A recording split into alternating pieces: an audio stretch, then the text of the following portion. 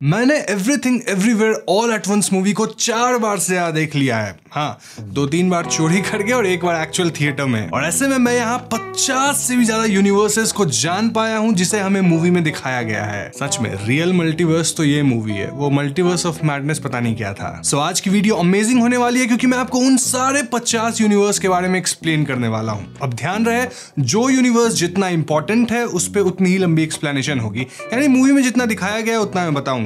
जो यूनिवर्स एक फ्रेम के लिए आया है उसकी एक्सप्लेनेशन भी छोटी सी होगी। तो सबसे पहला और सबसे इंपॉर्टेंट यूनिवर्स है अल्फावर्स। अब मैं इसे सबसे इंपॉर्टेंट इसलिए कह रहा हूं क्योंकि अल्फावर्स की एवलिन सबसे पहले खोज कर पाई थी कि मल्टीवर्स एग्जिस्ट करता है। अल्फा एवलिन ही मल्टीवर्स के थ्रू ट्रैवल करने के एल्गोरिथम को मैप कर पाई थी और इसी वजह से आज जंपर्स है जो कि जंप कर पाते हैं डिफरेंट मल्टीवर्स में। अब जो इस फिल्म की विलन है जोबू टुपाकी, उसका भी ओरिजिन इसी यूनिवर्स में हुआ था। जी हाँ, वो अल्फा जॉय है। जॉय कौन? एवलिन की बेटी। असल में एवलिन अपनी बेटी जॉय को इस यूनिवर्स में इतना ज्यादा पुश करती है कि उसका माइंड ब्रेक कर जाता है और इसी से वो बन जाती है जोबू टुपाकी। अब इसके पीछे और भी कई थियरीज है जिसे हम थियरी एक्सप्लेनेशन वाली वीडियो में समझेंगे।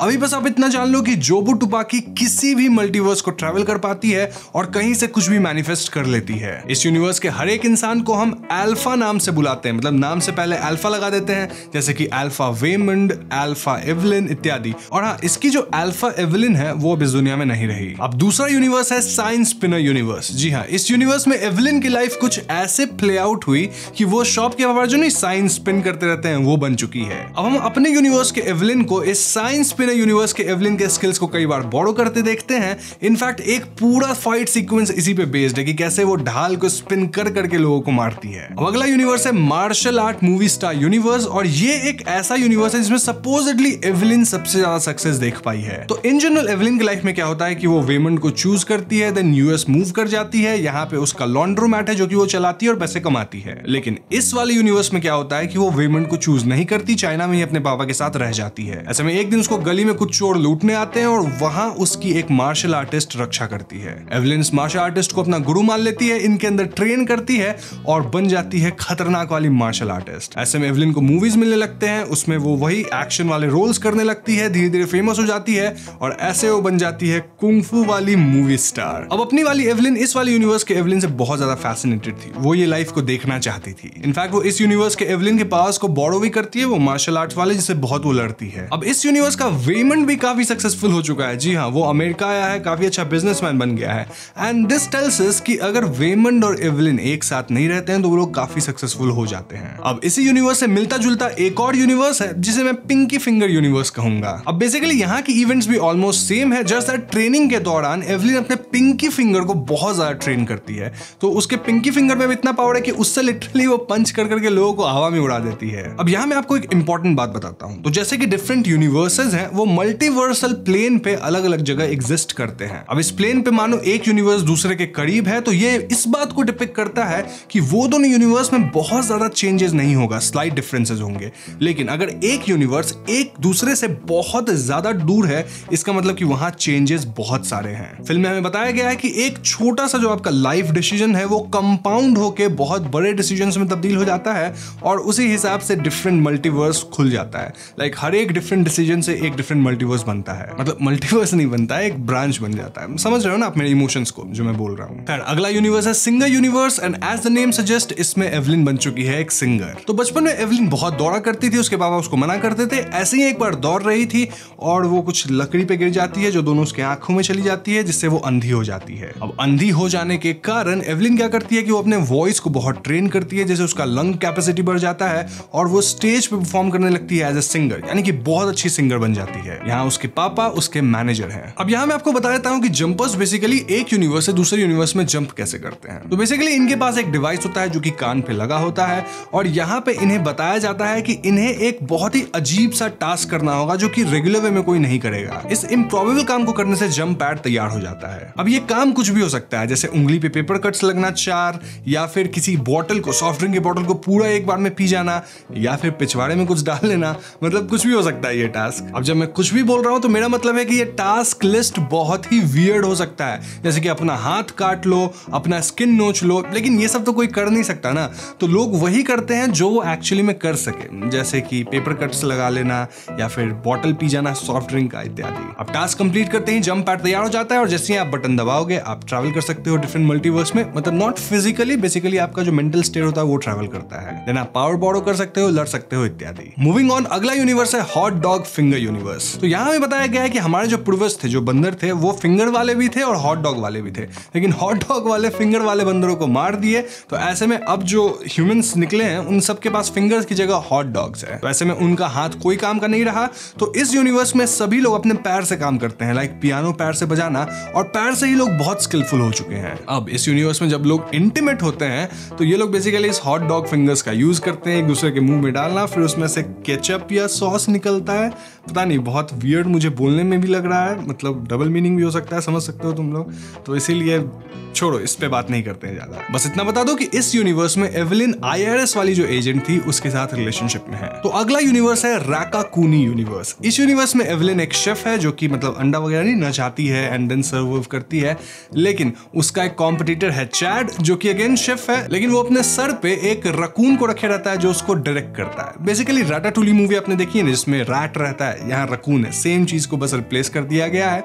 बेसिकली एक तरह से उस मूवी को होमाज पे किया गया है। अगला है द मेड यूनिवर्स, जिसमें एवलिन एक मेड है ऑफिस के अंदर, और इस ऑफिस में जो काम करता है, मतलब ऑफिस का जो मेन हेड है, वो BDSM स्टफ्स में इन्वॉल्व है। अब मेड होने के नाते एवलिन को इस ऑफिस के बारे में सब कुछ पता है, लाइक शॉर्टकट्स एंड ऑल, और उसका वो इस्तेमाल भी करती है गोंग गोंग, यानी कि अपने पिता से लड़ने में, वो अल्फा गोंग गोंग। अगला है the rock verse, and as the name suggest, इसमें एवलिन और जॉय दोनों रॉक हैं, एक जगह पे रहते हैं, मूव भी नहीं करते हैं। हालांकि मूवी के क्लाइमेक्स में दोनों मूव किए। इन यूनिवर्सेस को डिस्कस करते करते मैं अपना यूनिवर्स तो भूल ही गया, मतलब जहां कहानी स्टार्ट होती है, जिसमें एवलिन एक लॉन्ड्रोमैट चला रही है यूएस में। इस यूनिवर्स में सपोजिटली एवलिन की लाइफ सबसे खराब है। ऐसा बोला भी जाता है कि हर यूनिवर्स में एवलिन किसी न किसी चीज में एक्सपर्ट हो गई, लेकिन ये एक ऐसा यूनिवर्स है जिसमें एवलिन हर चीज में ही फेल हुई है, कोई भी काम वो अच्छे से नहीं कर पाई। अब चाहे अपने रिलेशनशिप को मेंटेन करना हो क्योंकि वेमन डिवोर्स का सोच रहा है, देन अपनी बेटी से भी रिलेशनशिप अच्छी नहीं है क्योंकि उसकी बेटी गे है जो कि एवलिन को पसंद नहीं, अपने पापा से अच्छी रिलेशनशिप नहीं है क्योंकि उनको छोड़ के वो वेमन के साथ चली आई थी, एंड देन और भी चीज देखा जाए तो सक्सेसफुल नहीं है, लॉन्ड्रोमैट में टैक्सेस की प्रॉब्लम है इत्यादि। और यही वजह है कि अपनी वाली एवलिन एक परफेक्ट जंपर है, मतलब कि द चोजन वन है,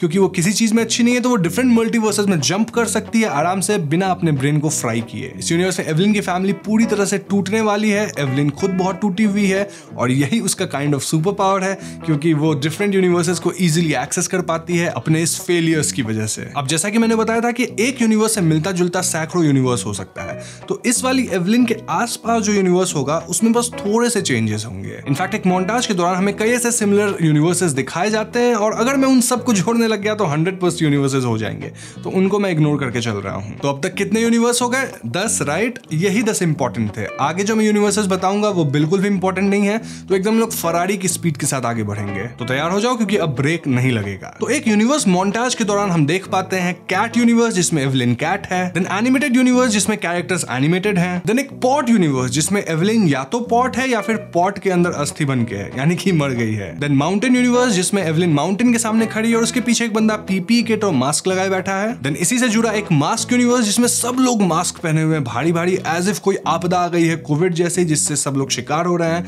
तो अब इतना भारी वाला मास्क पहनना जरूरी है, या फिर एयर पोल्यूशन हो सकता है, पता नहीं। देन यहाँ है सबसे इंपॉर्टेंट यूनिवर्स जिसमें एवलिन लोगिनियन चैनल को सब्सक्राइब कर रही है। जी हाँ, आप लोग नहीं करते हो इसलिए मैं बता रहा हूँ, कर दो, ये भी एक यूनिवर्स है, मजाक कर रहा हूँ बट कर दो प्लीज। देन आगे एक यूनिवर्स है जिसमें एवलिन की आंखों से काला लिक्विड निकल रहा है, एंड यहाँ पे 2-3 एवलिन दिख रही है, मतलब ऐसे रिफ्रैक्ट हो रहा है काइंड ऑफ लाइट, तो पता नहीं ये पिक्चर है या एक्चुअल एवलिन है। देन एक मॉन्स्टर वर्स जिसमें एवलिन मॉन्स्टर की तरह दिख रही है, देन नन वर्स जिसमें एवलिन नन है, और इसी का एक और वेरिएशन भी हम देख पाते हैं, यानी कि हम कह सकते हैं नन वर्स 2.0। देन एक यूनिवर्स में एवलिन स्टैचू है, एक में स्टार वॉर्स की तरह लाइट सेबर ली हुई है, तो उसे हम स्टार वॉर्स यूनिवर्स कह सकते हैं या स्टार वर्स कह सकते हैं, पता नहीं, जो भी आप बोलना चाहो। देन लाइट सेवर का एक और वेरिएशन है, इनफैक्ट स्टार वर्स का भी एक और वेरिएशन है। देन आगे के यूनिवर्स में एवलिन मॉडल जैसे दिख रही है, एज इफ वहां वो मॉडलिंग कर रही हो। देन एक ब्लैक एंड व्हाइट रील जैसा यूनिवर्स है, ऐसा लग रहा है जैसे रील के ऊपर ब्लैक एंड व्हाइट छोटा सा पिक्चर है और एवलिन उसमें घोस्ट की तरह थोड़ी दिख रही है, तो पता नहीं वो पिक्चर ही वैसी है या फिर वो घोस्ट यूनिवर्स है, पता नहीं, कह नहीं सकते। देन एक यूनिवर्स में एवलिन डॉग है, एक में ग्रेप यानी अंगूर जैसी है, एंड एक में ट्रांसजेंडर है। फिर एक यूनिवर्स में वो चाइनीज वॉरियर जैसी हैट पहनी हुई है, जैसे लग रहा है वो चाइनीज वॉरियर है। देन इसी से मिलता जुलता एक और यूनिवर्स है जिसमें चाइनीज अटायर है, आई मीन एशियन अटायर है, नॉट श्योर चाइनीज है या भूटान का है या जापान का। फिर एक में वो स्पेस साइंटिस्ट जैसे दिख रही है और वहीं एक में वो स्पेस के अंदर ही है, जैसे लग रहा है वो खुद ही स्पेस है, वहां उसका चेहरा दिख रहा है। फिर एक यूनिवर्स में सब कुछ काफी कोल्ड है और वो भी जमी हुई सी है आइस की तरह, वहीं एक यूनिवर्स में वो एक ट्री है, जी हाँ पेड़ है। फिर हम एवलिन का अलग अलग लुक्स देखते हैं जैसे के पॉप स्टाइल में, व्हाइट हेयर्स में इत्यादि। देन आगे के एक यूनिवर्स में वो स्कल है, एक में एलियन है, एक में ब्लू एग है, साथ ही एक में घर है, जी हाँ लिटरल घर। देन एक यूनिवर्स है जिसमें वो आई मास्क लगाई हुई है। एंड देन आता है सबसे फनी वाला यूनिवर्स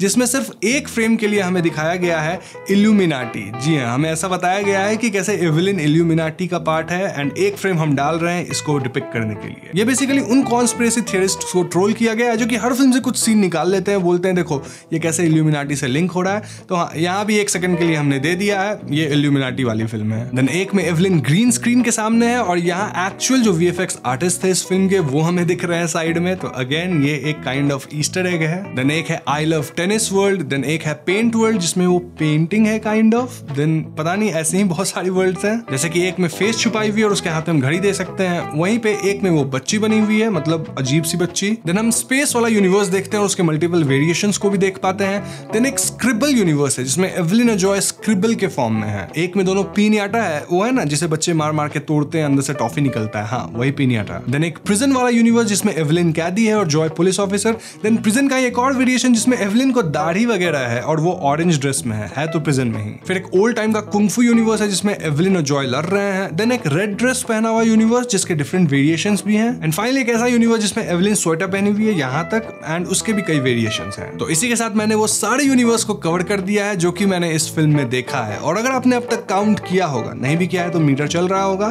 तो मीटर पे आप देख सकते हैं कि 50+ यूनिवर्सेस हो गए हैं। यहाँ जो यूनिवर्सेस अच्छे से एक्सप्लेन किए गए थे उसे मैंने भी अच्छे से एक्सप्लेन किया, जो यूनिवर्स एक फ्रेम के लिए थे मैंने भी उसे एक सेंटेंस में निकाल दिया। अब इस फिल्म की कई थियरीज है, कई डीपर मीनिंग्स हैं और कई चीज हैं जिसको मैं डिस्कस करना चाहता हूं, लेकिन वो इस वीडियो में नहीं करेंगे, उस पर अगली वीडियो आएगी अगर इस वीडियो पर रिस्पॉन्स अच्छा मिला तो। उम्मीद करता हूं आपको ये वीडियो पसंद आई होगी, पसंद आई तो लाइक कीजिएगा और शेयर जरूर कीजिएगा अच्छे रिस्पॉन्स के लिए, ताकि अगला पार्ट भी मैं लेकर आऊं जिसमें हम थियरीज डिस्कस करेंगे। साथ ही चैनल पर नए हैं तो हमें सब्सक्राइब करके बेल आइकन को भी जरूर दबा दीजिएगा। I will see you guys in the next one. Peace out.